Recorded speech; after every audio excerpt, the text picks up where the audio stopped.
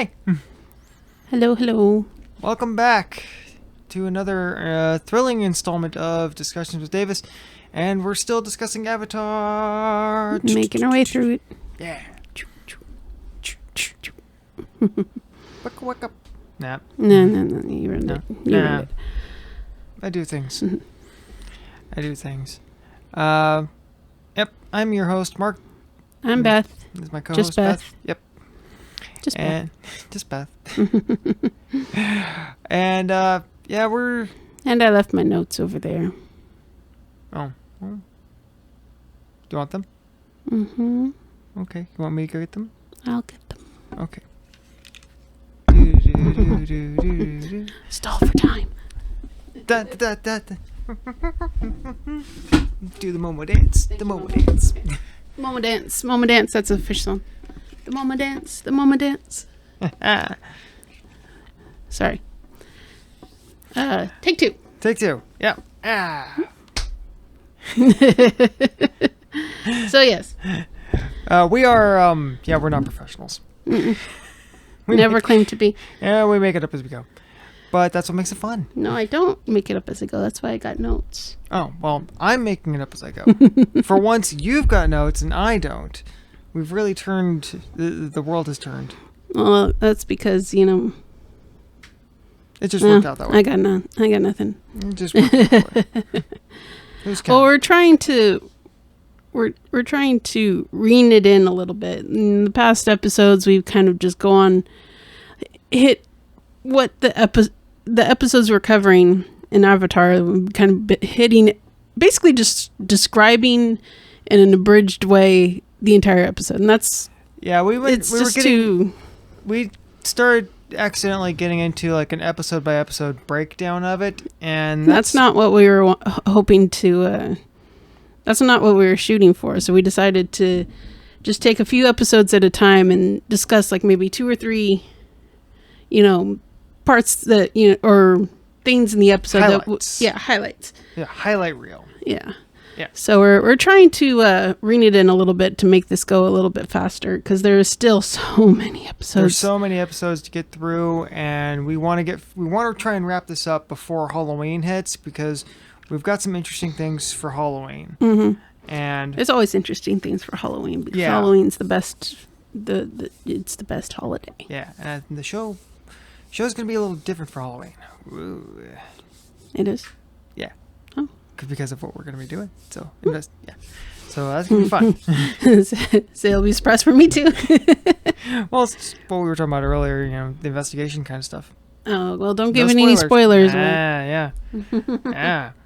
Things are gonna happen, but I'm not gonna tell you what things. Okay. Anyway, so we are working through book 2. Yes. Of Avatar. And we just kind of left off at the end of the desert as Appa has been captured and they've found out the day of the Black Sun. We see a lot of character development. We see Katara being the strong leader. She keeps the group alive and together in that episode. So really coming through strong there. A lot of really good character development. And Aang's going, it's for the first time you see a dark side of Aang. Yeah. He's always been happy and, always there to help people, but, losing Appa just kind of awoke a demon in him. Well, we've seen him happy. We've seen him sad. This brought wrath. Straight, solid wrath. When he murdered that wasp. Yeah. That crossed the Rubicon. That crossed a line because all life is sacred is a first and foremost tenet of the Era nomads who are based off the Buddhist monks. All life is sacred. So he crossed that line. That's how angry he was. Yes. He wasn't even willing to kill Fire Lord Osai. Yeah. But he killed that wasp because he was in the moment and pissed off and yeah. So it does bring a different side to Aang that I think you'll only see at this time. I think you're right.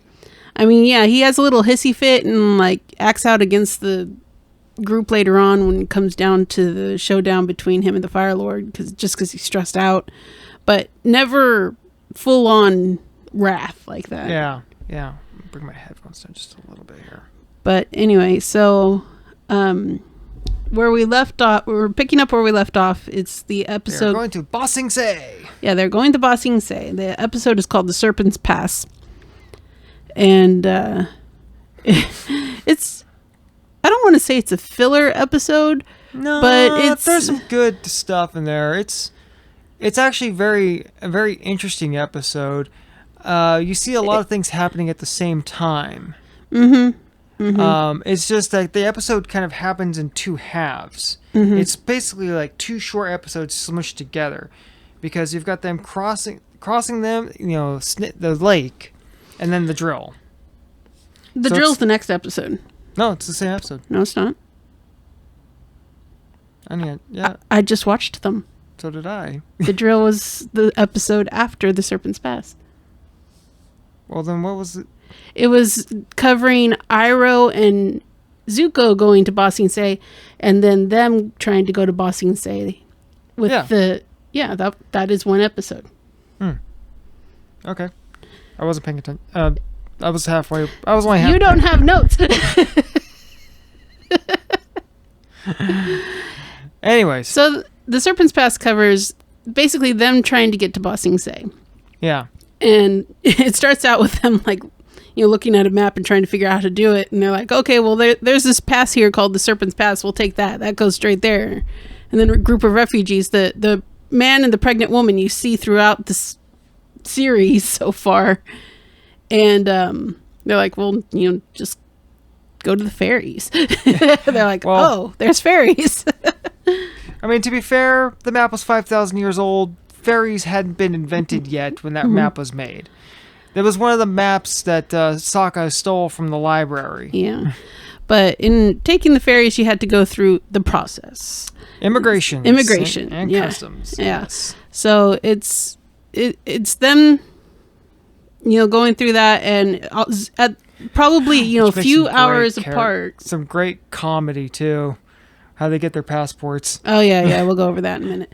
But, at almost the same time as Aang and all them are trying to, going through immigration, trying to get to Ba Sing Se, so is Iroh and Zuko.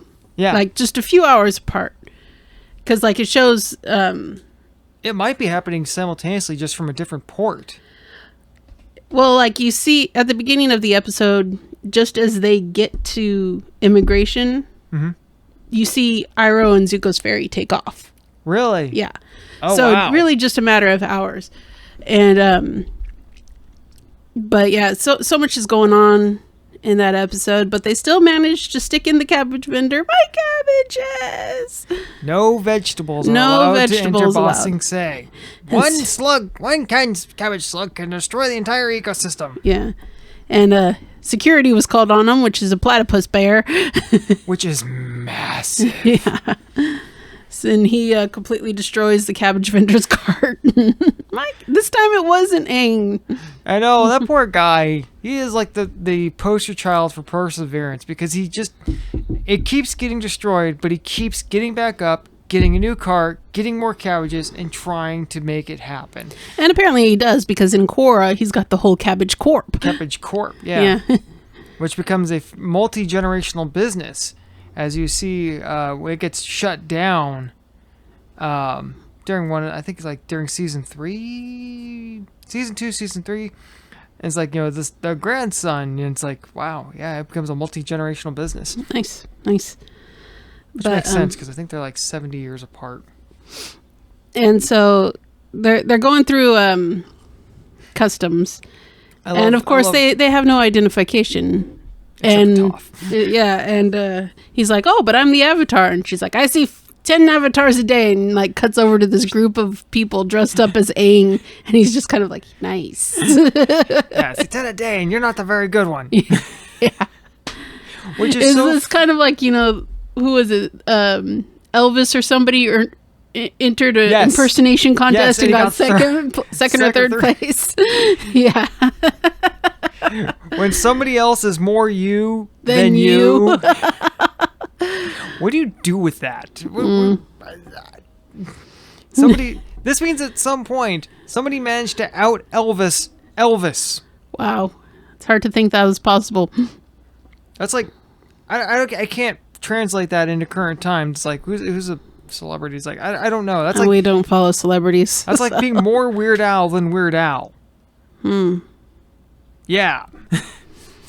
But anyway, so they have to go through the process.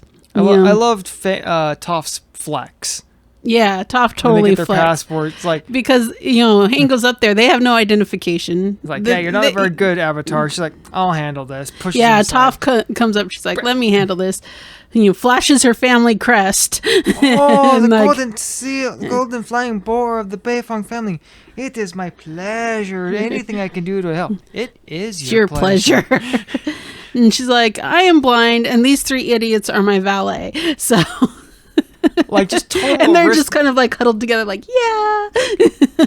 It's like just the way Toph says it. It is your pleasure. Like, just total aristocrat flex there.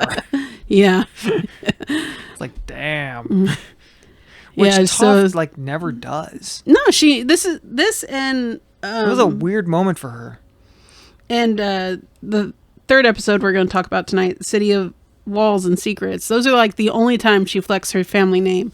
Yeah. And but it worked. I mean, she's like, these 3 idiots are my valet, and this lemur is my seeing eye lemur. I'm blind. I can't go in without them. So, which was also one reason I think she never flexes her name is it's kind of a risk for her. But yeah, she doesn't want to be caught. Yeah, she knows she ran away, and she knows her parents are going to send people after her. Yeah, so she doesn't want them to find out where she is, but she has to.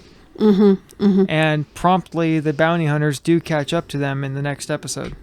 Or, no. A little while later on. Yeah, later on. But they do catch up. But, so she's like, oh, normally we only allow 1 passport per identification, but this is such an official. Yeah, so official. Yeah, she's the DMV worker that she's talking to is just, fawning over. Is like, I can't believe I got to talk to a Beifong member of the Beifong family. Yeah. Solid celebrity status, man. She's just, so yeah, Toph flexing her family name there was able to get everyone a passport. And then, they quickly run into somebody they hadn't seen in a while. I mean, yeah, it has been like in that time continuum, like a month at least. Oh, I don't know. It's been a while. I think they actually do kind of mention it or put a time frame to it, but like it's been about a month since Kyoshi Island. Yeah, they run in Suki. I think it's like, a little bit more because, I mean, yeah, that's the last time they saw him is when, Aang was letting the Kyoshi Island go to his head. No. Sokka's... No, they went there on Avatar Day, but Suki wasn't there. Yeah. Suki had left. They ran into Suki. Well, Suki put the fear into... Yeah, she walks up. She's wearing a security outfit. She walks up to Sokka. He's like, hey, you. Yeah, you. I know your type. You boys are all alike. And she's just like, like... raking him over the coals. Sarcastic, think you're funny. Yeah, she's like spewing all this like insults at him. He's like, Do I know you? Well, maybe you remember this. And she kisses him and he's like, Suki! Because she's not wearing her makeup. No. So it's harder to recognize her. Total incognito. She seized her opportunity to screw with him. But this kind of, just kind of moving right along here, this brings up to one of the bullet points that I wrote down is, she's just kind of sitting around catching up with the group. They're just waiting for their turn to cross the, crossing the ferries, and they're just sitting there shooting the breeze, and she's like, well, why aren't you taking Appa? And then they have to tell her what happened to Appa, and she turns to Aang, and she's like, oh, how are you doing? And he like gets angry. He's like, every time somebody mentions... It's kind of snarky. Yeah, anytime anyone asks Aang how he's doing dealing with Appa's disappearance, he just gets angry. It's like, quit looking at me, I'm fine. You don't have to worry about me. He just gets really defensive. He's going through the grieving process. In a way. He's kind of going through the grieving process, and that's a rough ride. And it's not going well when you're 12. When you're 12, yeah, it's And also, Appa is the last link to his culture that he has, too. not to mention his lifelong buddy. Yeah. They're meant to be they're like brothers. Your bison, you don't pick your bison picks you, literally. And it's meant to be a lifelong relationship in the nomad culture. So it is a tremendous loss that cannot be it cannot be overstated, but it can be grievously understated. It's a tremendous loss. So he still appears as if he's doing okay, but inside he's still got all this turmoil going on. And he's trying to deal with it. He's trying to deal with it, and he deals with Quote, it quote, by unquote. closing himself off because he scared himself so badly in the desert, and by losing control the way he did when Katara had to grab his hand and pull him down, he started to go into the Avatar state, and she reeled him back in. Yeah. So doing that, it kind of scared him, and then he murdered that wasp. So he's kind of dealing with it by closing himself off and not letting himself feel anything. And they talk about that later in the same episode. They're on, it's him and Katara, and she's just, being Katara, I'm worried about you. And he's just like, and he basically tells her that. He's like, I can't allow myself to feel anything because I don't want to lose control again. Yeah. So this is how this is how I'm dealing with it. So deal with it. So. Which, at least he's being, thanks for the honesty. But it's not a great way to go about it. But he's 12. What do you want? What do you want from him? He doesn't have access to a psychologist. So. Yeah, and he hasn't learned to meditate and gather the wisdom of the prior avatars either. Yet. So he's really figuring this out as he goes. And that's a hard thing to make up as you go. Simultaneously, we see Sokka. It seems like some of his jerkiness comes back at first. Like he gets really overprotective with Suki. But then that same night, he has to explain to her, he's like, look, something happened at the North Pole and I wasn't able to save somebody that I wanted to save. So he has to, at first she's like getting really annoyed by it. He's like, Sokka, I can take care of myself. I know you can. I'm sorry. It's just, I wasn't able to protect somebody and I lost somebody I cared about. And I just don't want that to happen anymore. Yeah, but we're kind of jumping ahead a little bit. Once, they're sitting around talking to Suki and, Aang does the, why are you all looking at me? I'm fine, things kind of thing. The man and the pregnant lady. Yeah. Let them know. The reason they have to take the snake road in the first place. Yeah. Somebody had stolen their passport and their ID. They'd stolen everything. Yeah. And so they come to Aang asking him for help. And of course, who robbed a pregnant lady? Come on. But, even Zuko decided not to. He was going to steal from them. And he was literally starving. He was literally starving. He saw she was pregnant and he let them go. Yeah. He just kind of how low do you gotta be to rob a pregnant woman? Right. I mean, really. That's low, man. But, so Aang goes and talks to the DMV worker and she says no, no pity, no mercy, no pity, yeah, exactly. So he's like, okay, fine. We'll take you on the Serpent's Pass. We'll protect you. We'll make sure you get to the city safely. Which is hilarious because at the start of that, they're like, the Serpent's Pass? Oh no, only the desperate take that path. Yeah. And turns out they're desperate. Full circle. So, they're like, okay, we're going to take you on the Serpent's Pass. And then as they're leaving, Suki comes running up to him. This is something else that I wrote down to point out. And she is in full Kyoshi. Full on. Makeup, armor, dress, I was like, all it. It takes time to put on makeup. Just a little bit of makeup. And she went full face in a matter of 5 minutes. Like, how do you do that? Honestly. I think this is part of her training, But she, they were leaving soon, but not going without her makeup was not an option.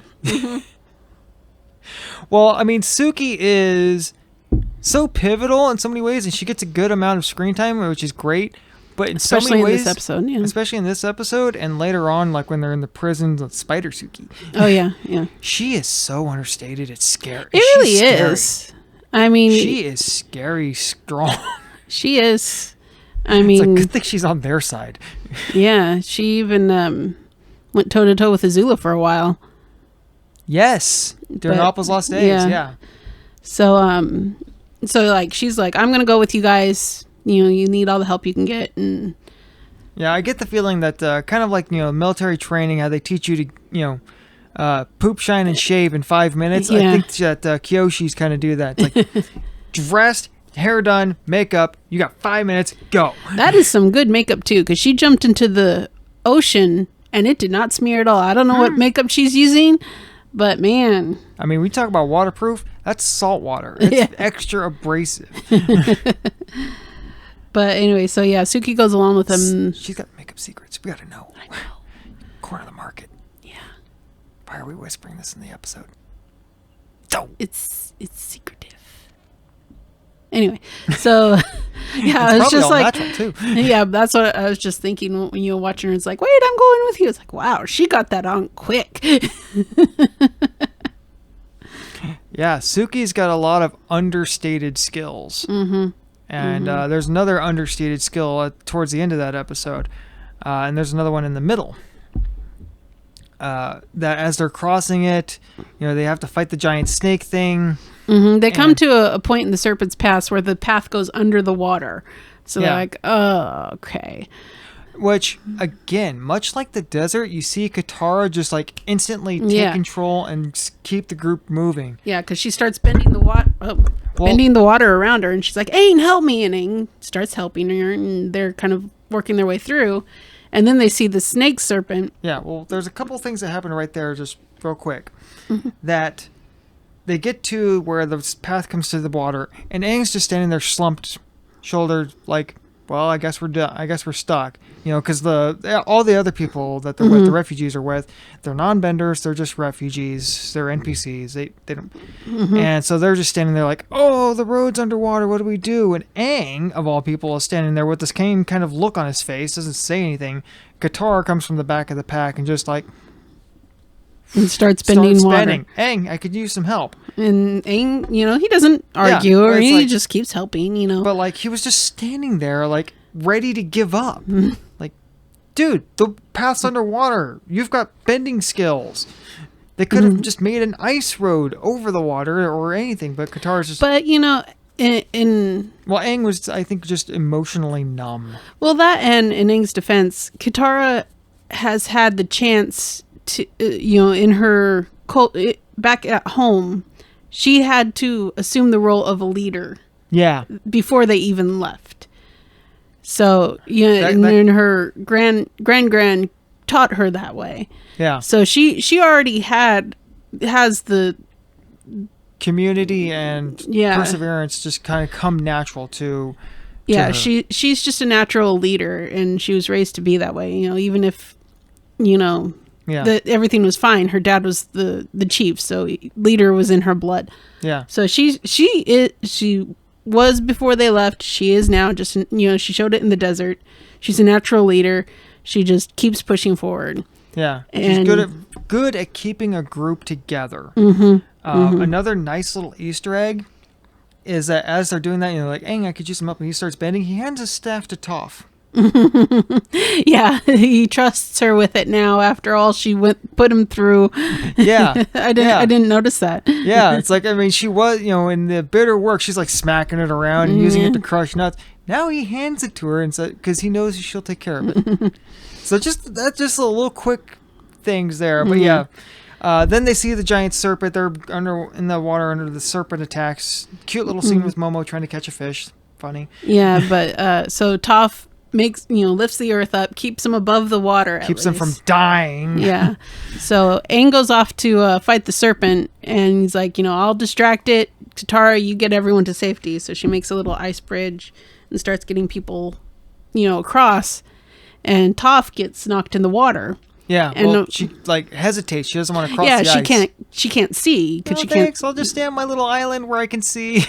Yeah, and Sokka's just like, follow the sound of my voice. She's like, it's hard not to hear. It's hard to ignore. So even when she's in peril, she can't see. She's doing something she doesn't want to be doing. She still finds, she could still jab Sokka.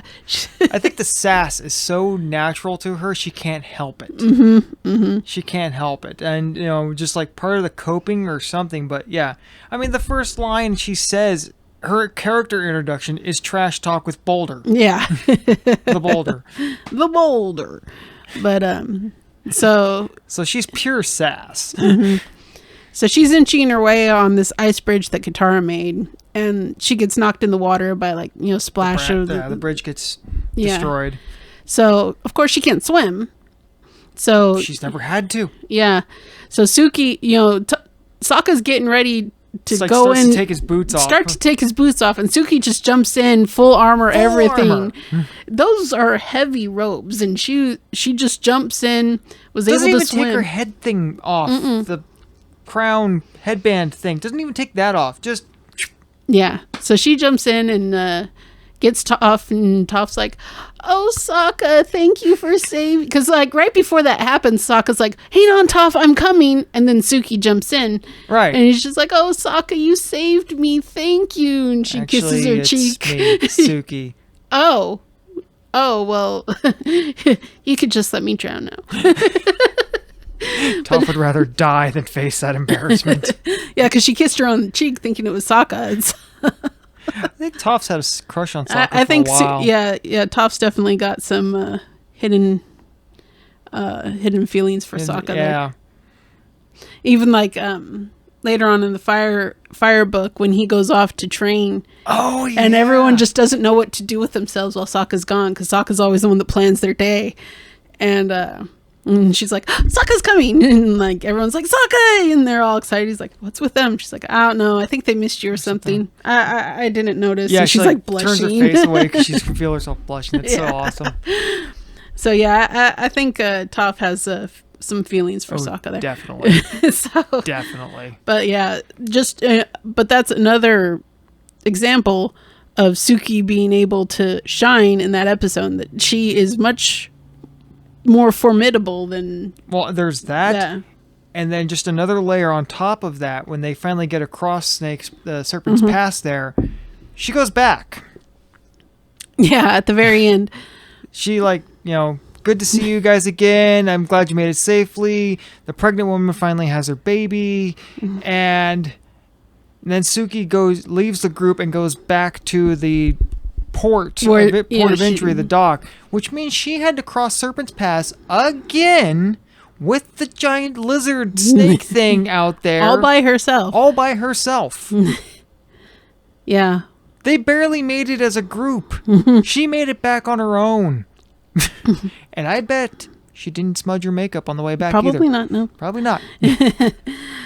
But yeah, that's something, they get past the Serpent's Pass, they can see the walls of Ba Sing Se, they're like, and then of course Sokka says something dumb like, "Just smooth sailing from here to Ba Sing Se." And that's when the pregnant woman's that's when the pregnant woman starts having her baby. And of course Sokka being Sokka starts freaking out. So what are we gonna do? He is the comic relief, And Katara, being the leader that she is, she's like, "Sokka, it's okay. I've delivered plenty of babies with Gran. This isn't a seal. It's a real human thing. I know. I've delivered human babies too." And she immediately takes charge. "Toph, we need an earth tent. Sokka, go get water." And I need to read some rags. Yeah, and Aang, try and find some rags. We need rags and water. And she goes in there with the lady. Got a plan, knows what to do, let's get it done. Yeah, so Katara and Suki go in with the lady to help deliver her baby, and it makes it fine. At one point, Sokka comes in with a thing of water and sees what's happening and passes out. It's like, what a wuss. It's like that. But, and like, you hear the baby crying, the baby's fine, it's born. Sokka and Aang are waiting outside with Toph, and they're like, they hear the crying, and Toph goes, "So, you want to go see the baby, or are you going to pass out like a little girl again?" Pure sass. Yeah. Toph is pure sass. So Toph and Sokka go inside to see the baby, and Aang's still outside, and Katara goes, and "Aang, you need to see this." And Aang goes in, he sees the baby, sees the family together, and he just kind of, has a moment.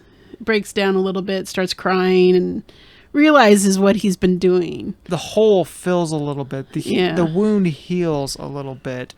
And he pulls Katara aside and is like, seeing the baby reminded him of what they're fighting for, but also reminded of how that's okay to, first he felt too much, and then he tried to Not fix feel that enough. by not feeling anything, and then seeing that baby and the things that had happened then on the way there just reminded him how he felt about all of it, and especially about her. So he finally learned to deal with pain without shutting himself off. How to feel, how to feel the right amount. And I get, that's just a trial by error kind of thing, especially when you're just 12. It's just weird. It's hard. Yeah. But there's a lot of great there, and then the drill. So that's the end of that. Well, one other thing I want to point out that happened in the Serpent's Pass is that as this is happening, with Aang and their group, simultaneously, Iroh and Zuko are trying to get to the city.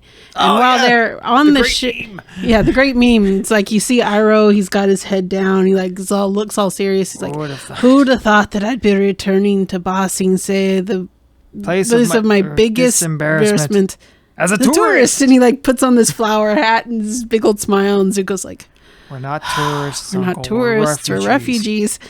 I love, that people have, it's been used a million times, and I'm going to put it in here right about here. It's like their entire relationship in one picture. Yeah. I love that meme because it's so really true. Is. Yeah, it really is. Yeah. But, it's like Zuko never really smiles. He only laughs twice. And it's at someone else's expense. It's like the first time is when the pirates' ships are being stolen or something like that. And it's just, his laugh is kind of disturbing. Yeah. But it's like Zuko is such a solemn, angsty character for him to, he's not going to smile and say, we're on vacation, That, and just Iroh's every time Iroh goes and have fun, Zuko's just like, he's the perfect embarrassed teenager. But, it's like, it's like when a teenager's with their parents at the mall. Yeah, yeah. It's like, oh God, Dad, just stop. Or when our niece is in the back seat and me and her mom start dancing around. She sinks a little bit lower. But while they're on the ship going to Ba Sing Se, they meet Jet. Yeah, Jet comes back. Was it something?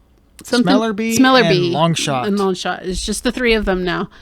And they're going to Ba Sing Se to make a new life for themselves. They're ready to leave the freedom fighting behind, just start new, go to Ba Sing Se with the refugees and try and start over. There's a cool little moment when they're sitting down with each other, talking about second chances, and that, they're going to Ba Sing Se to start over, they get a second chance. And I was like, I am a firm believer in second chances, that a man may change his life.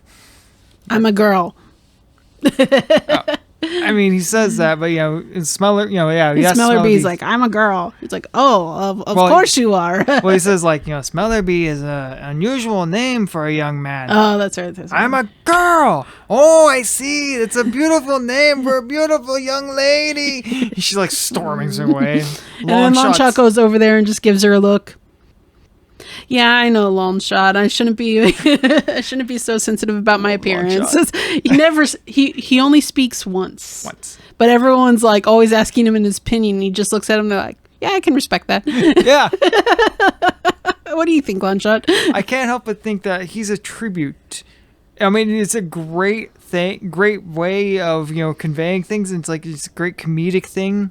Mm-hmm. But it's also a tribute to a lot of the great actors in the past would communicate an entire feeling with their eyes. Mm-hmm, you watch a lot of those old black and white movies when they really had to rely on their acting skills to tell a story. Mm-hmm. One of the great things that separated a lot of the greats was their ability to convey things with a facial expression, an entire train of thought and emotion.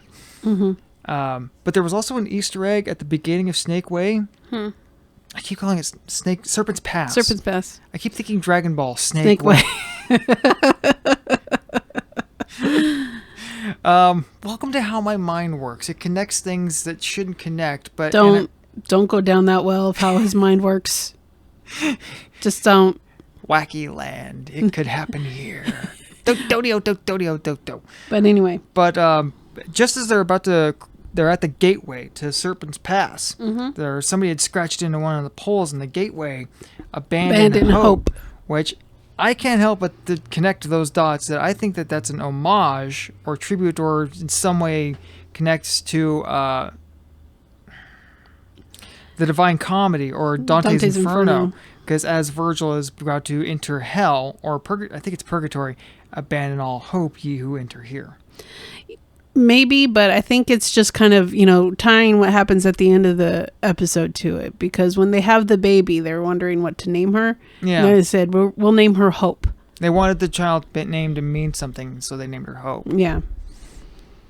Which, okay. If you're from anywhere other than Clovis, I guess Hope is a less common name. Lots of hopes in Clovis. Yeah. Okay. Anyway, so yeah, Jet sees Zuko. He sees his scar, and he assumes this guy's been hurt by the Fire Nation. We can trust him. Yeah. He must be anti-Fire Nation too, because they've obviously scarred him.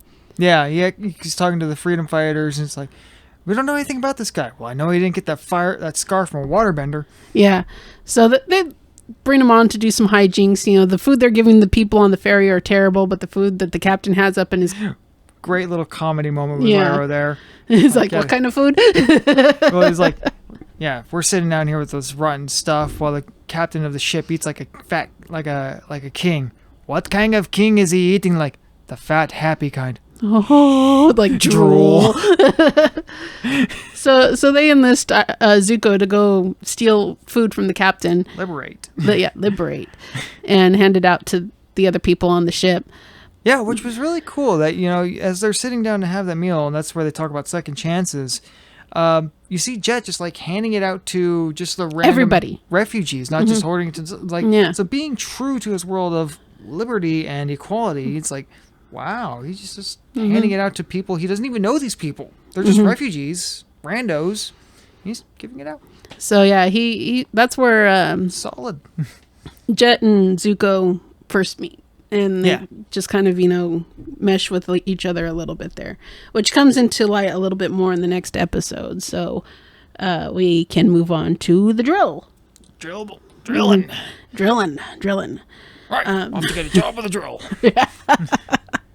Oh, Eddies are there. Yeah. Talking about going through puberty. I'm off to get a job with a drill. Oh, God, he's good. He's so funny. So it starts out with Aang. No, the last episode ends with, okay, there's the city, the walls of Boston say, I'm going to go look for Appa. Yeah. So he shoots off. The group because he can take his glider and just... Yeah, they can see the walls. They're going to be fine. Keep going. I'll meet you there. He's going off to look for Appa. Right. They'll rendezvous later. They'll find each other somehow. Yeah. And as he gets to the walls of Ba Sing Se, he sees this huge freaking drill with a Fire Nation emblem on the top. And he's like, oh, no. This can't be good. This can't be good. He just kind of like looks at Momo and just... Appa's going to have to wait. He's like, I think he had the bison whistle in his hand. Yeah. And he was about to blow it when he saw that. And just like, Appa's going to have to wait. Sorry, Momo. Yeah, so he goes back, tells him what's happened. I have a question about that right there. Yeah, he goes back and gets the gang, and it's like, how did the rest of the group manage to traverse that desert that fast? Travel by map? Sure. I just things I notice. But anyway, so yeah, they what I want to know is how they got up on the walls of Ba Sing Se to talk to that general without the Fire Nation noticing. But anyway. Well, they were pretty far away from the drill. So they kind of like... Went around. Drills here, they just like went way over here, away, around, and then got up the wall. But you're kind of right. It's like they managed to get to the wall and then up it with nobody noticing. Right. None of the Earth Kingdom people noticed somebody climbing the wall. Unless there was a staff entrance or something. No. They're just on the outside on a little platform that Aang and Toph are just kind of like doing this, bringing themselves up, and just like they make a little elevator. So yeah, they I guess I guess they figure the Fire Nation doesn't have any Earthbenders working for them, so keeping people from climbing is not a big priority, so they weren't looking for that, and that's how they... I don't know. But anyway, on. they go off to offer their services to the general, which, is a lot of, stuff and a lot of bluster, a lot of posturing. Yeah. But don't call this place Na Sing Se. That means penetrable city. But immediately sticks his foot in his mouth. Mm-hmm. But like it cuts to inside the drill, and of course there's a high-ranking Fire Nation general or whatever. Like War Minister. Yeah, War Minister. He's inside the drill with Azula, May, and Ty Lee. And he's making some speech, bravado, we're finally conquer Ba Sing Se, and you will be able to conquer it in the name of your father. And there's the music playing behind him. Yeah, and it's just like this, big "we cannot possibly fail" speech.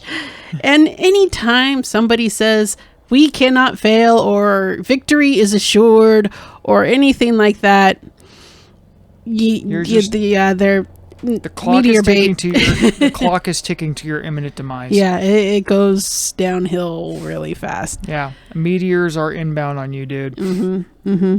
So always be wary of that. Don't let yourself fall into that trap and think nothing can stop you from accomplishing your goal. Meteors will fall on you. Mm-hmm. Mm-hmm. But the universe loves to do it. But yeah, he's giving that speech, and there's the music behind him, and then he kind of goes when Azula chimes in. It's like, I'm sure it is War Minister, something rather. His name's not important. You never see him again. And then I think it was Ty Lee's looking through this periscope's what about those little men down there? Yeah, what about those muscly guys? Yeah.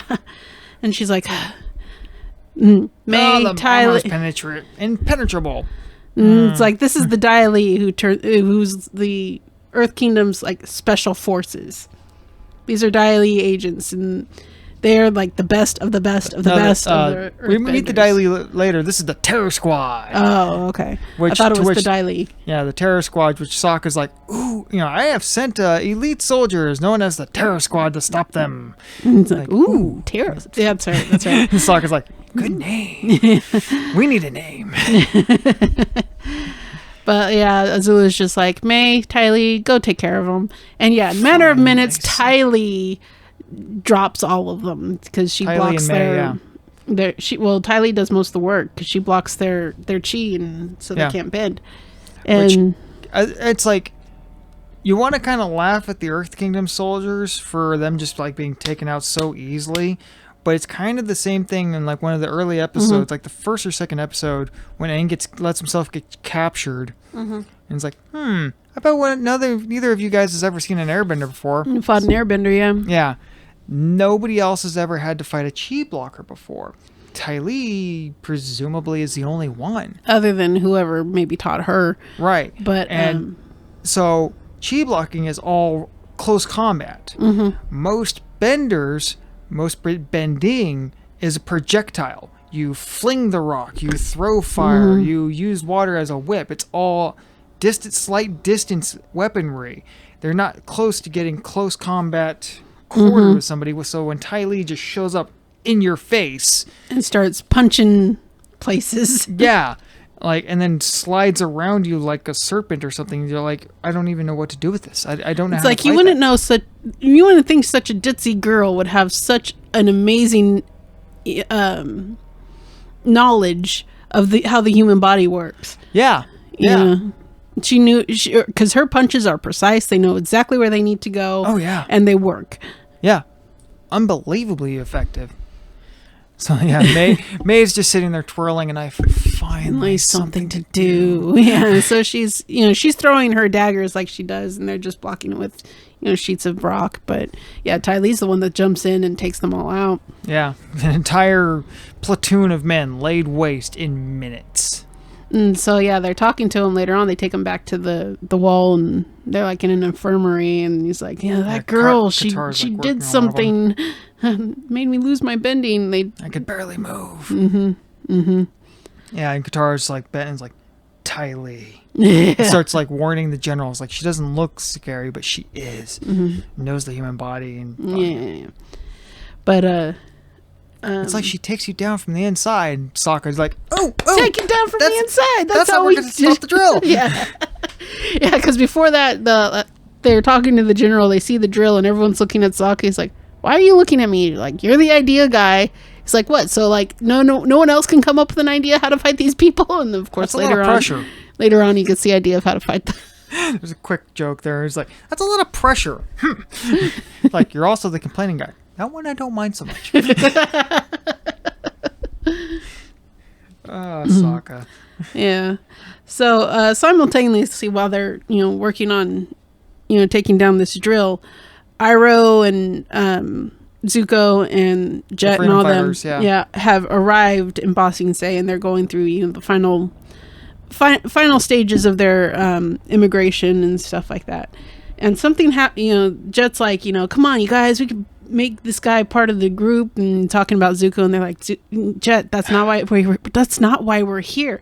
Like, Jet cannot get past his cause. No, he's trying to rebuild the freedom fighters. Yeah, that's what they're going. Smellerbee and Longshot are going to Ba Sing Se to start a new life for themselves, whereas Jet's just trying to remake the freedom fighters. He cannot let go his cause, and it ends up costing him everything. It really does. Very Captain Ahab-like. Mm-hmm. He's so mission-focused that it costs him. Mm-hmm. Mm-hmm. It destroys his world. So they're waiting in this, terminal, whatever. This vendor comes by, jasmine tea. And of course, Iroh's like, hey, tea man, over here. Best tea in all Ba Sing Se. And so, he drinks it. He's like, oh, coldest tea in Ba Sing Se, maybe. What a disgrace. So, Jet goes over to talk to Zuko. He's like, hey, you want to join our team? He's like, trust me, you don't want me on your team. Yeah. He's just trying to warn him. He's like, no, I'm not who you think I am. You don't want me on your team. Yeah. And he declines Jet. So as he's walking back to Iroh, you see Iroh with his tea, got some steam coming out of his, drinking it, and Jet loses it. He his eyes shoot open. He's scowling. It's like he doesn't actually see Iroh do anything. No, but you don't see. There's. It's like he just knows that he was complaining about his tea being cold, and now it's warm. There's any number of ways that could have happened. It's been 90 seconds. Yeah. It's like you don't see Iroh with any sort of kindling, a heating element, a hot plate, anything. Nope. He's holding the cup. It's cold and then it's hot. Yeah. So Jet puts it together. Yeah, real quick. He's just got those quick wits. It's a little bit of an assumption, a little bit of a leap of faith there. Mm-hmm. But he is right. He is right, but he goes about it all wrong. He just gets so obsessive about it. And Smellerbee and Smellerbee mostly, because Longshot doesn't really talk. They're trying to talk him down. It's like, dude, Jet, you didn't see anything. It's like, so the man drank some tea. What's the big deal? He's like, no, he did it himself. It's like, Jet, please. They're practically begging with him. Please. Longshot, what do you think? I can respect that. Yeah, he's like, please, Jet, we're trying to leave this behind and start new. Just let it go. And of course, Jet can't let it go. I mean, and Zuko, to his part, walks over and smacks the tea out of Iroh's hand. I know you're not supposed to cry over spilled tea, but it's just so sad. He's like, why are you firebending in public? What's wrong with you? And he's right. Mm-hmm. That is such a, I don't know if you know the butterfly effect. The idea that if a butterfly flaps its wings, that force of wind eventually becomes a typhoon on the other side of the world. Mm-hmm. Iroh heated his tea. It's such a small thing. But because Jet saw him, it becomes a big thing and plays such a big part going forward into, in the next episode. In the next series of episodes, yeah. But it's so small, but it's so pivotal that you need to mention it. Because if Iroh hadn't done that and then Jet hadn't saw it, he wouldn't have cause to follow them around. And he wouldn't have had the trouble. Jet hadn't been picked up by the Dai Li and Spoilers. used the way he was. Yeah. That's later on. That's later on. Well, I'm trying to be vague enough, but also intriguing. It's like, he gets picked up by the Dai Li, but why? Why did he get picked up by the Dai Li? But yeah, that's in the next episode that comes into play. So yeah, just a little brief thing that needs mentioning there because it becomes a theme in the next episode. Total butterfly effect and a great use of plot device. But another great funny part has to do with that. They're going through the last bit of their, checks and things like that, checking their passports. And she's like, your name is Moshi? Moshi? He's like, actually, it's Moshi. He's like, you tell me how to do my job. And it's like, oh, but you are like a rare flower. Yeah, he starts flirting with this girl. And she's like, oh, well, you're not so bad looking yourself. And she gives them their passports back. And Zuko's like, that's the most disgusting thing I've ever seen. I'm going to pretend I didn't see that. He is the eternally embarrassed teenager. Yeah. Just, but hey, it worked. Please stop. Got her off his back. Yeah, it worked. Mm-hmm. It worked. You can't argue with results. Mm-hmm. But getting back to the Avatars gain, they're realized that they could, go inside the drill and take it down from the inside, which is a big old long explanation. We're not going to go into it. Yeah, very detailed. A lot of things happen there. So a lot of good comedy. A lot of action, cool stuff. A lot of great lines in this and the next episode. And one where Sokka being very clever on how they got the plans and the design specs. Yeah, but before they even get inside, Toph's like, "Okay, you're not going to be able to see once they get in the hole, so stay close." And she bends a hole for them to get underneath the. We finally get to see her use that dust cloud attack. We haven't seen that since she joined the group. She like does this. And just this big cloud of dust. We haven't seen her do that since she took on the earthbending WWE guys. Yeah. But yeah, so she's like, stay close to me. And they get in the hole and Sokka's like, it's so dark down here. I can't see a thing. She's like, oh no, what a nightmare. It's like, sorry. When the other times they forget the Toph's blind, we got to do that drinking game, man. Yeah. Take a drink every time the group forgets Toph's blind. Mm-hmm. Mm-hmm. But somebody make that up. But Azula being email me the things. discussionswithdavis@yahoo.com. But Azula being cunning as she is, she sees this dust cloud and thinks, this is the Avatar. Yes, this is the Avatar. So she goes into the drill. She's the most dangerous of creature, evil and smart. Yeah. So they go in to find Sokka and Katara and Aang busting up the drill. And they kind of, part off. Azula goes after Aang because she wants the glory of taking down the Avatar, sends Mai and Ty Lee after Sokka and Katara. Yeah, which leads to great action sequences, a lot of cool stuff going on. But there's something I want to point out that's kind of... I kind of just realized this, a few earlier tonight when I was watching through, making my notes. An Easter egg? No, it's something that kind of comes into play later on. Katara and Sokka escape down this hatch full of sludge and mud that they're like taking up as the drill's slurry. going. Yeah, this is slurry as they're going through the wall, breaking up. They're mixing it with water. It becomes a sludge. Yeah, it's gross. Yeah, it's icky. It's gross. It's dirty. So they escape down there, and Ty Lee and Mai are right after them. And Ty Lee's like, "Come on, let's go!" And she's like, Azula can shoot lightning at me all she wants. I'm not going down there. And so Ty Lee jumps down there to go after him. Mai doesn't. But that's kind of the first time you see that Mai is not afraid of Azula. Yeah. Because she knows, she was ordered by Azula to do this. A little bit insolence. A little bit of not doing it. Yeah. Yeah. She's like, that's gross. I'm not doing it. I don't really care if she hurts me or not. I'm not doing it.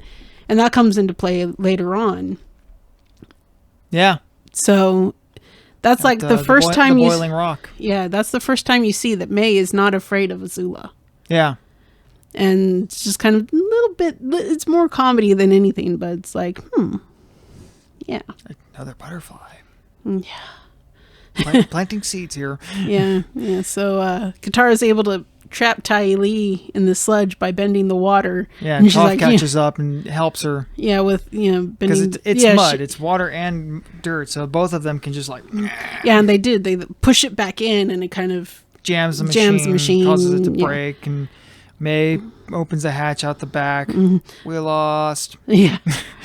Well, that's after Aang fights Azula and ends up, Azula, for being as elite as she is, she was always quick to damn, General Zhao and Zuko for not being able to bring home the Avatar, but she can't do it either. No.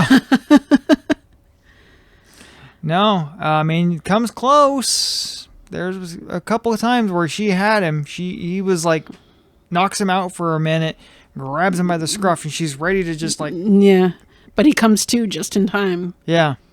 And he's able to ward her off pretty quickly. Yeah. Well, when he brought the big boulder down and they ended up sliding off the train, as all the mud, when the... with Toph and Katara shoving the mud back up into it, and then the machine just like, all the pressure comes out, so it's covered in mud, and they end up sliding off into different sides of it. Mm-hmm. Yeah, and Azula, she's got like these metal things or something on the tips of her shoes, is able to stop herself, but Momo comes along, gets Aang, and puts him... Yeah, because Aang gets knocked out again. Well, he didn't knocked out. He wasn't knocked out. He was conscious. It's just he was going down head first. Yeah. And he couldn't get a grip on anything because his back was on the drill. So Momo came, pulled him up by the scruff, put to where his hands were on the drill, and he could stop himself. So Momo saved the day there. So go Momo. He tries. He's small. He's small, but he does what he can. Yeah. So, drill go boom. War Minister inside with his, pompous attitude goes, ooh. Now we see two War Ministers, one for the Fire Nation and one for the Earth Kingdom, immediately eat crow and stick their foots in their mouths. So... Yeah, because they go to the general. There. They go to the general at the Earth Kingdom. They're like, this is the Avatar. You want his help? He's like, I don't need their help. I got those elite, people down there. Yeah, it's fine. It's fine. Watch. Let's watch. We got this. And so, of course, Ty Lee takes them all down. It's like, now do you want the Avatar's help? Please. Please help us. Yeah, so. Yeah. And we never see War Minister, whatever Fire Nation War Minister guy. I don't think we see him again. I don't think so either. If so, it's not anything. He's in the background, maybe? Yeah. But, yeah, he becomes an NPC. Yeah. but anyway, so that kind of wraps up the drill. Yeah, and that's when they finally start to make their way into... So now everybody is in Ba Sing Se properly. In the next episode, I think that's when we finally meet Judy. Judy Judy is creepy as all hell. The episode's called City of Walls and Secrets. Yes, because that's what Ba Sing Se is. And someone had gotten wind that the Avatar is coming, and he announced himself at the wall, so I imagine they start go. So this lady shows up named Judy, and she is constantly smiling as big as a person can possibly smile. It is creepy. And she's like, I am Judy. I am going to give you a tour of the city and show you where you'll be staying while you're here in Ba Sing Se. So she's like showing them around the city, and not really much to, it's not really anything pivotal or anything. She's just, nothing to, it's a little bit of world building because they start with the outer rings, which is, it's dirty, it's cramped, there's people in alleyways, but Judy is just like this is the outer ring where all of the artisans and laborers live. It's always so lively. Yeah, glorifying it somehow. Glorifying it, yeah. It's like, and they look over and there's a couple of thugs in the alleyways like sharpening their knives. But you do want to watch your step. Yeah. Smiling the whole time. Gives me the willies. Yeah.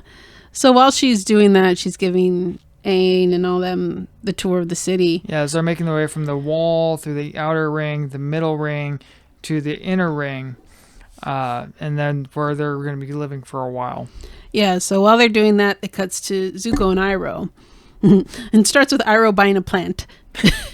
He's like, I thought it would look good in our new apartment. I don't want to start a new life here, Uncle. And it's like, it's important to find happiness in different places. Life happens wherever you want it. Life happens. Life happens wherever you make it happen. Something along those lines. There's so many great lines in this episode from Iroh specifically. Ones we quote all the time. You could fill a carton of fortune cookies with Iroh's script. that would be an amazing set of fortune cookies. Iroh's jasmine tea fortune cookies, and it's just full of Irohs. Oh man, Irohisms. Panda Express, I'm looking at you. Make it happen. No, patent pending. That's our new thing. We'll contact Nickelodeon. Patent pending. Yeah. Patent pending. Copyright pending. Yeah. Nickelodeon, we'll talk. We'll talk. Have your people contact our people. We'll make this happen. Okay. Yeah. Our people's, she's small, but she's really cute. She'll give us the message somehow. She remembers everything, so she's good. She's good. She's small, but she's good. Hey, Topha's small. Topha's small, yeah. Mm-hmm. And she was disabled too, so there you go. Okay. We always said Lily was tough. Because she always had her hair in her eyes and she was always barefoot. She experiences everything through her feet. Yeah. Still does. Still does, yeah. Not as much anymore, but still, yeah. So, yeah. Yeah, Toph, Iroh and Zuko are like kind of settling into their life. They're going to their apartment. They're getting this job at a tea house, of course. Yeah. And of course. Iroh's dream come true. And like, as they're doing this, Jet's just, following behind them, fuming. Total stalker mode. Yeah, they're like still trying to talk him down. It's like, Jet, let it go. And he's like, no, if you're not going to help me, I'm going to do it myself. Oh, he does kind of come reasonably. It's like, look, I'm going to follow them. They're like, you don't even have any evidence. I'm going to get the evidence I need, and then I'll take it to the authorities, okay? Yeah. We'll let them handle it. It's like, okay. That's kind of reasonable. He saw a thing, he's suspicious, he's going to gather up some info and some evidence, and then hand it to the police. That's a reasonable, responsible kind of thing to do. The problem is his patience wears out. Yeah. So the whole time, Zuko and Iroh are trying to, settle in. They got their jobs at the tea house. He's just stalking them every little move they make, and he even like sets them up a couple times. Like he steals their striking rocks, spark rocks. Yeah, and he's like watching them in their apartment. And he's like, "No, you don't have your your strikers. You're gonna have to firebend." Yeah, have you seen the spark rocks? Yeah, because there's a great line in there. It's like, because they're coming home from work. Do you want some tea, nephew? It's like, I've been serving tea all day. I'm sick of tea. Being sick? How could I remember my family? Being sick of tea is like being sick of breathing. So like that needs to be a t-shirt. Yeah. So he can't find the striking rocks, and like Jet's like, oh, he's gonna firebend to you. Yeah. But he ends up just going to their neighbors and borrowing their. Oh, the lady next door lent me her rocks. Such helpful people. Yeah. Such kind people here. But yeah, before that, Iroh takes a drink of the tea in this tea shop they're working at. He's like, oh, this is just hot leaf juice. Uncle, that is what all tea literally is. This is the only time you see Iroh angry at Zuko. He's like, oh, how can a member of my own family say something so terrible? He's like, the only time you see Iroh actually angry at Zuko is when he said that's what all tea is. I mean, technically... You take the leaves, you mash them up, you run water over it, it's juice. So technically, it's just the more flavorful part of the plant. But anyway, Iroh's like, we're gonna make tea. We're gonna make some changes around here. Throws the tea out the window, nearly hits Jet in the face. But yeah, and then you see them later on at their apartment. No, being sick of tea, that's like being sick of breathing. So many lines in this. So many great lines episode that we quote all the time. But yeah, so. Well, he's awesome. Team 4-star. He's awesome, and you will quote everything he says. He is hilarious, and you will quote everything he says. Yeah. Yeah. But so the more interesting aspects of this episode is coming from Zuko, Iroh, and Jet. Not so much. Yeah, they kind of carry it because the gang's dealing with being handled, as Toph calls it, as Judy just like completely ignores. They're like, yeah, we'd like to see the Earth King. It's like, oh, good news. Your petition to see the Earth King is being processed. It should be read. You should hear from them about a month. A month? Well, 4 to 6 weeks, really. 6 to 8 weeks, really. Yeah, it's a giant bureaucracy. And then they start noticing. It kind of cracks me up that they say that she's like 6 to 8 weeks. It's like, it kind of cracks me up a little bit because in real life, that is like almost standard response time for pretty much anything you do concerning the government. 6 to 8 weeks. But also, just in our world that we live in, the fictional universe that you and I inhabit, I was talking with, one of my guys at work was complaining about next day delivery, things like that. And I was just like, and he's a little bit older than us. Mm-hmm. And it's like, he was kind of griping about something taking a long time to get here because he had ordered parts for his car. Mm-hmm. But then it got put on like some sort of back order. So it took like 2 weeks, 2 weeks or 3 weeks to get here. It's like, dude, you and I both grew up in the day and age when 6 to 8 weeks was standard delivery on anything from anywhere. Mm-hmm. Because really, for the longest time, that was just the way it was. Well, that's not just the way it was. It's like most of the people handling the delivering was just the USPS. And as FedEx and UPS started becoming more of a powerhouse and started getting a little bit better.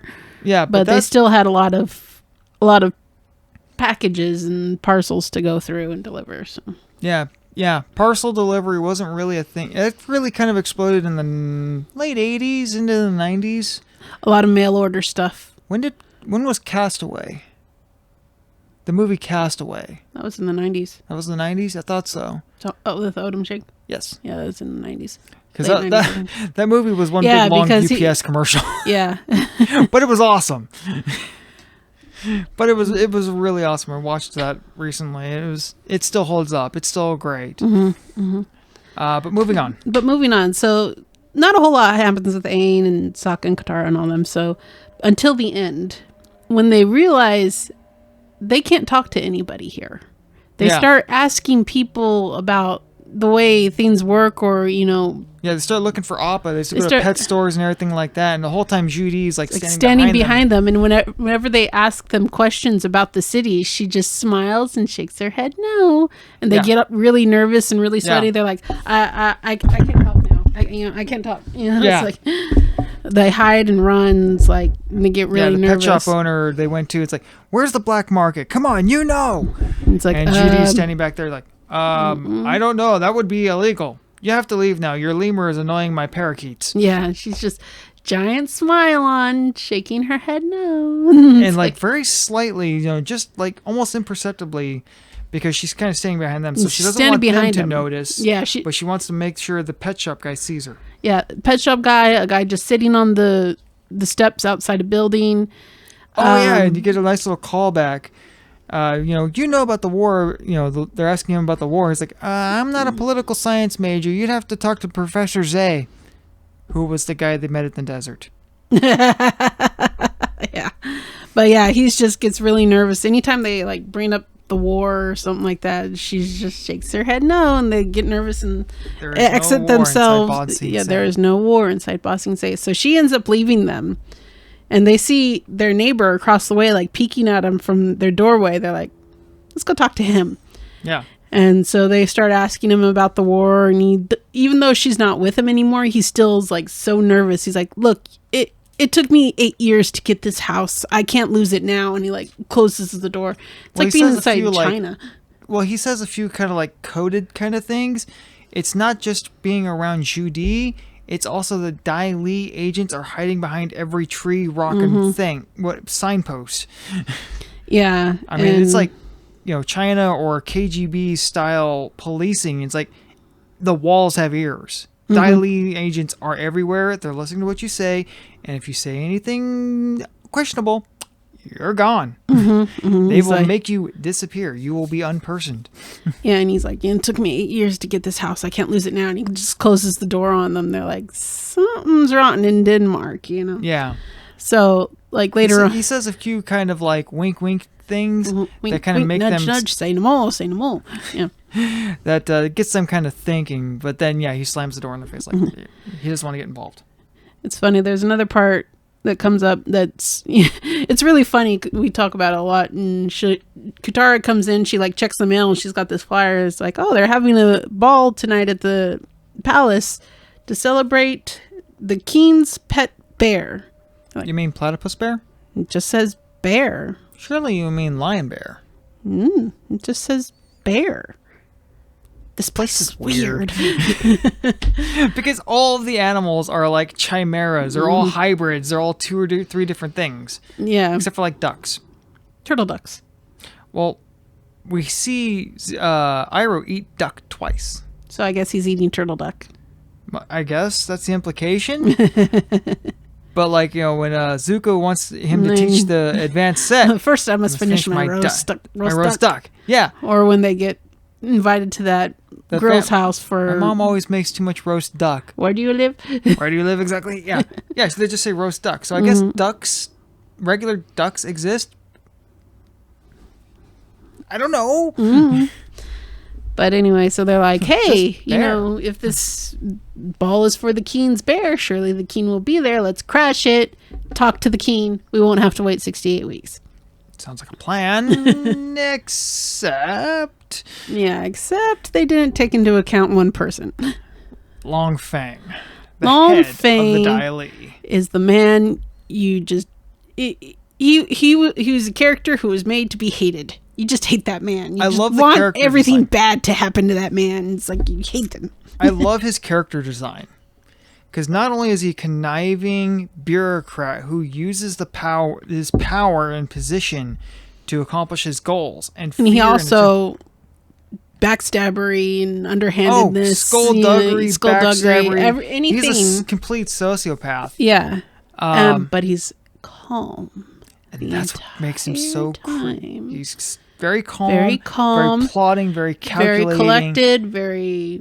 And also the way he works is like something out of an old kung fu movie look. He's even got the weird, you know, the Pai Mei mustache. No, the Fu Manchu. Oh, there you go, yeah. Yeah, all the way back to the silent film and black and white films eras. You know, you had the Fu Manchu mustache. Yeah, so Toph and Katara doll themselves up. They're like, we could probably pass as, you know, the upper crust, but you boys could maybe pass as the bussers. Yeah. So they doll themselves up, and they're like trying to get inside with, you know, which Toph flashing her comedy there when they get they do get dolled up, and they're like, how do we look? And Aang's just like, oh.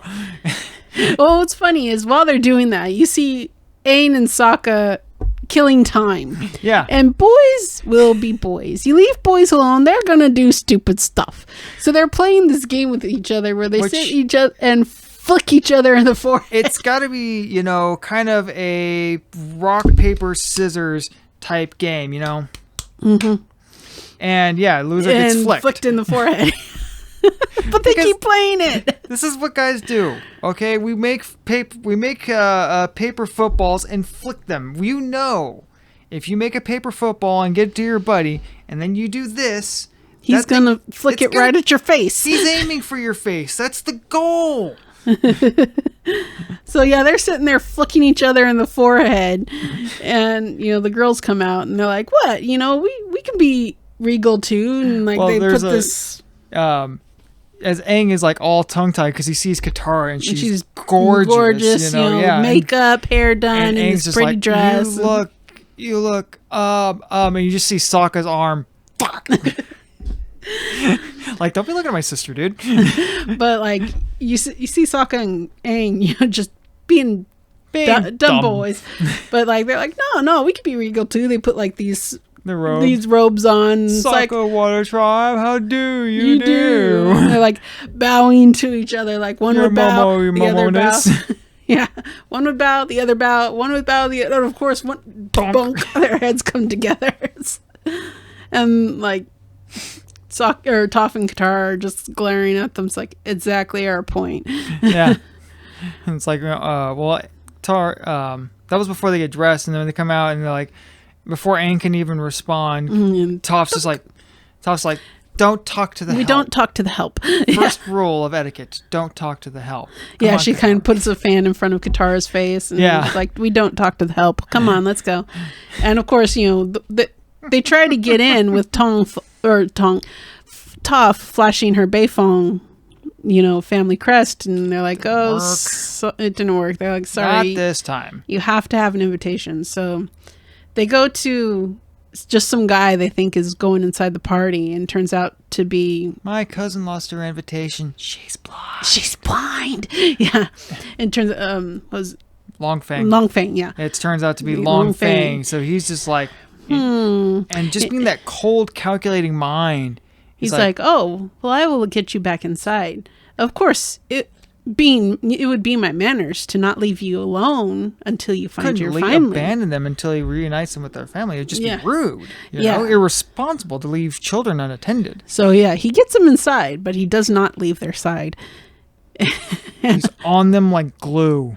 Yeah, and Sokka and Aang I think he knew who they were, or at least suspected. Yeah. I think he, he's just that cold, calculating mind that takes details, just drinks in details about people. I think he either knew or at least suspected who they were. And he was just waiting for the rest of the group to show up. So Which they do, because Sokka and Aang sneak in with the bussers. Yeah. And create a big disturbance. Aang goes all Avatar and starts doing tricks in the middle of everything. Well, he gets bumped and spills like water or wine on Judy. on some gal. Some It was rich Judy. Was it Judy? Yeah. Oh, wow. Because she's like, what are you guys doing here? You can't be here. Well, Yeah. it's like, she bumps and like Judy's makeup gets smeared. Well, no, it was some guy. He's like, oh, wait, I'll clean you up. He like blasts her with air. Oh, the Avatar. And she's just like, looks like she came out of a wind tunnel. Her makeup and her hair is all screwed up and everything. So Aang blows their cover. Yeah, and Sokka's just like, quick, do Avatar things while I look for the king. Yeah. So and the Aang's king, is just paraded through briefly. He doesn't actually go to the ball. He's just paraded through. That's it. They're like, follow him. Yeah, and I think that plays into Long Fang's plan too. It's like, okay, there's the rest of the group interlopers. Let's catch them. Yeah, and they do. They're like, come with us. He goes up to the Avatar. The Dai Li agents capture all of them quietly and stealthily and discreetly. Capture the rest of the group except for Aang, who makes a beeline for the king. And everyone's watching because he's like on the air glider going straight down the table. So he can't just grab him. He's like, Avatar Aang. They cart the king out, and Long Fang's like, Avatar Aang, your friends are waiting for us in the library. Perhaps you should follow me, and we will see about meeting with the king. Yeah, the library. Where he basically says, I'm the one in control here. The king has nothing to do, and I do not want you upsetting my city. Yeah. So we don't talk about the war here. The war does not exist in Ba Sing Se. I don't want you going around telling people about the war, He's like, it basically lays it down like, this is my house and you're screwing with my things. You're going to shut up and wait. And it's like, and he kind of puts it out there. It's like, that they're missing your bison. Yeah, I understand you're missing your bison. It would be terrible if something would happen to him. And that you were unable to complete your journey. Yeah. So he kind of puts it out there that he's got Appa, and that if they want to see him alive, they're gonna shut up, keep their head down. Yeah. So he's conniving, evil, maniacal jerk. Yeah. You hate him, and you feel good about hating him. But while all this is going on, Jet finally loses his patience. Yeah. And he openly challenges... kicks the door into the tea house. And then by this time, Iroh and Zuko have made a name for themselves as the best, as one person proclaimed. You guys are the best tea in all of Ba Sing Se. Yeah, they've lived a quiet life, running, helping this tea house. Really did. And they've kind of... Sokka even went on a date with a girl. Zuko. Yeah, that's another episode. But yeah, they stayed quiet. They kept their head down. They just been working at this tea shop. They transformed this tea shop, so now they've got this group of people that know them. And this kid comes in, busts down the door, brandishing weapons, saying they're Fire Nation. It's like, I saw them this guy heat his tea. They're like, he works in a tea house. Yeah, there's a couple of Earth Nation security guards there too. Yeah. Like, what are you talking about? This guy just works in a tea shop. It's like, he heats up tea, works in a tea shop. They're trying to calm him down. He's just taking them out, and finally Zuko takes out his swords and they weren't his. He grabbed them from the police. Did he? Yeah, because Zuko, he was bussing tables, so he wouldn't have his broadswords with him. He grabs the ones from the police that are his customers, grabs his swords, and starts fending off. Because he's not attacking; he's defending. Right. So Zuko's just trying to keep Jet at bay. Yeah. And Jet's they're great fight scene. Really, it really is. Yes. And I love how well choreographed the fight scenes are. These guys, the research they did was they immense. actually have people come in and do the fight scenes that they can reference. Yeah, they even had animators take lessons in various martial art forms and fighting forms to get a better understanding of how your body moves so that the animation would be more correct and move correctly. Mm-hmm. Ooh, yeah. Details. Yeah. Yes. The production value is immense. So, because everyone has gotten to know Iroh and Zuko, they're like, Who is this kid attacking our favorite tea house? Yeah, Jet gets taken, captured and cuffed by, the police. The Dai Li agents take him. And they're like, he's like, what happened here? And they're like, this kid just came in and started attacking my employees. It's like, yeah, they were just serving tea and he came in and it's like everyone's defending Zuko and Iroh. They're just like, total character weakness is like, who is this crazy kid? Yeah, and so it's probably the only time, or very first time, Zuko saw somebody else standing up for him, other than Iroh. Yeah, and it's like all these people are like, no, these guys are great. They've been working here, and this kid just came in and started, causing a disturbance. And so they take Jet away. Kind of an interesting thing that, this is my foil hat theory, that if Zuko hadn't grabbed... Oh, you love my theories. Yeah, this is a good one. You can go ahead. So Jet bursts in, he's got his hook swords, and starts menacing towards Iroh because he wants to prove that Iroh is a firebender.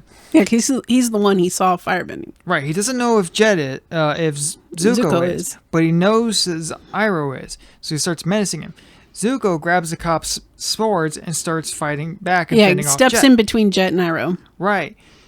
Would Iroh have been able to defend himself against Jet if Zuko hadn't been there? I don't think he would have. I think he would have had to out himself to fend him off. It's like he can fight, but he needs something. Like in when he's captured by the Earth Kingdom soldiers when he was taking his hot bath.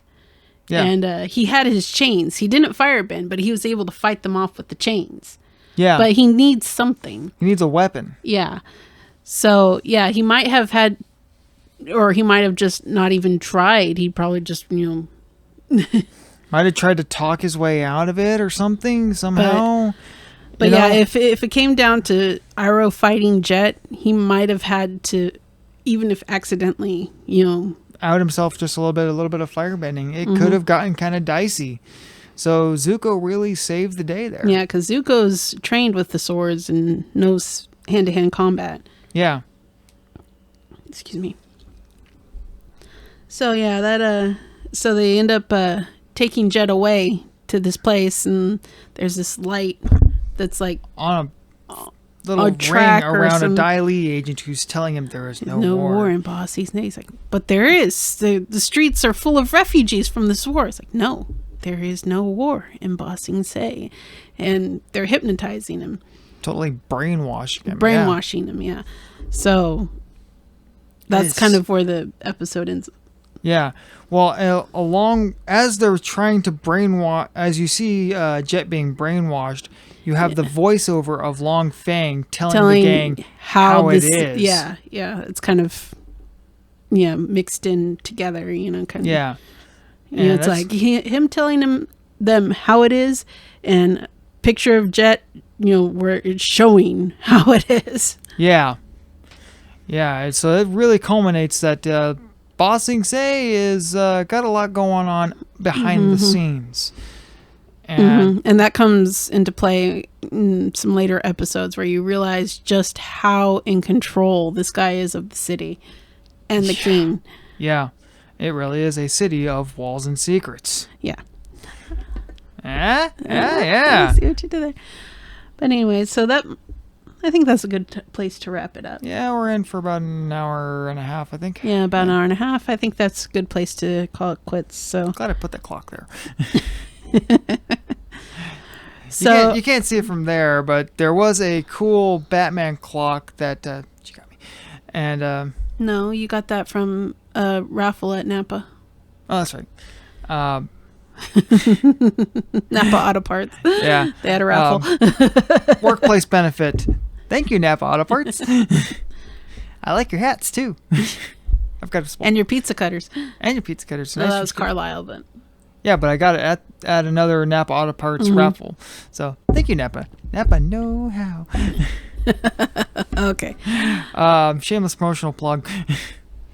but I got a cool clock that was up there where I couldn't see it when we're talking to you. And then we end up rambling. We not know really how much time has passed. And so now we can see it over there. So if you saw me like looking over here a lot, it's because I was keeping an eye on the time. Yeah. So trying to keep the episodes more concise and less rambly. Yeah. Yeah. Trying to make it more interesting for your viewing pleasure. Yeah. Whereas Mark, he loves geeking out on facts. He's a fact guy. He loves facts. He loves learning facts. He loves talking about facts. It's not a bad thing, but it can go on for a bit. What? It's just who you are. But yeah, so I had to kind of pull on the reins a little bit. So I mean, I learned a few things about the Roman Empire today. Do you want to hear about it? Later. You could tell me while I'm asleep. But anyway, so we got through 3 episodes today, and the next 2 episodes are heavy episodes. Now, is that Tales of Bossing Tales of Bossing Say, then the Appa's Lost Days. And I really don't want to have to watch Appa's Lost Days again, but I will. So I have something to talk about, but I hate this. So sad. It hits right in the feels. So sad. In the feels. But okay. I will persevere for the sake of our viewers/listeners. We're working towards being professionals, and that's what professionals do, is we push through. The show must go on. The show must go on. In another episode, because we're going to end this one. Yeah. So, with that, please leave a like, a comment, and subscribe if you're watching this on YouTube, Rumble, Spotify. Leave a comment, leave a like, leave a thumbs up. Tell us what you think. You can email at discussionswithdavis@yahoo.com. And tell 2 friends. Tell a friend or 2. That's what helps us grow. This, word of mouth is the greatest advertising there is. And so pull your weight. You'll be really helping us out. You'll be really helping us out. Yeah. Thank you for watching. Thank you for showing up. And we'll see you next time. Bye. Thank you. Toodles.